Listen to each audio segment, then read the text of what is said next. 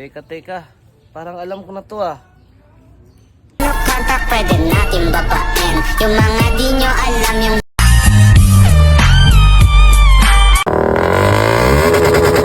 What's up mga kasolid? Panibagong araw, panibagong gastos na naman!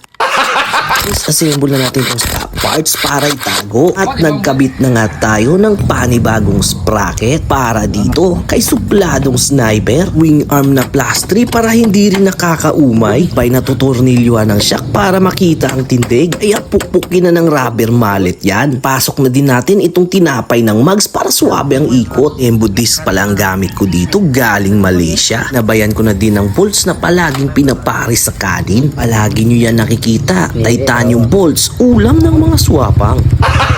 Medyo matagal lang dumating ang disc na ito pero worth it naman. At eto naman ang harapan. Bali 4 holes siya. Kung sakto bumabagay sa mapanakit na mags natin. Tapos papartneran mo pa ng titanium na bolts. Pero kulang yata ang mga bolts ko. Kaya ano pang magagawa natin? Ibili na naman tayo ng panibagong gasto. Tas na naman ang bulsa ng tito nyo. Di bale, may SPay naman tayo. 6 months to pay, yun ang usong-uso.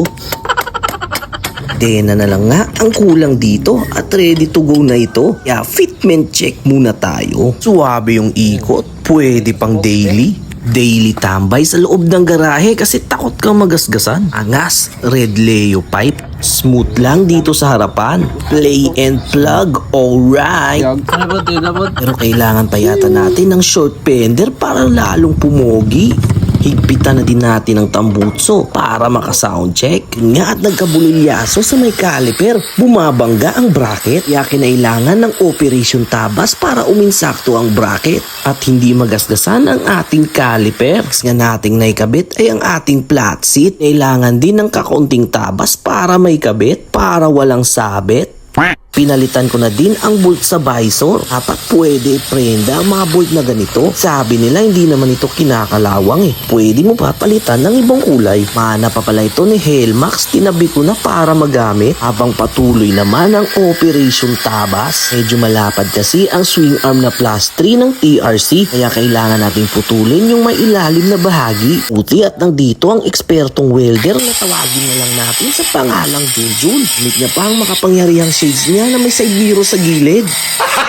At natanggal na rin sa wakas. Nahawakan pa sa akin, medyo mainit pala. Ayun nga at masasabi kong 70% done na ito si supladong sniper. Patuloy na muna natin sa susunod na araw ang ibang parts niya. Sound check mga gar.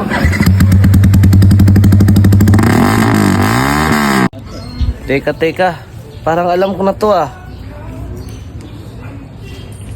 Ito yung sinasabi nilang suwabe yung tindig.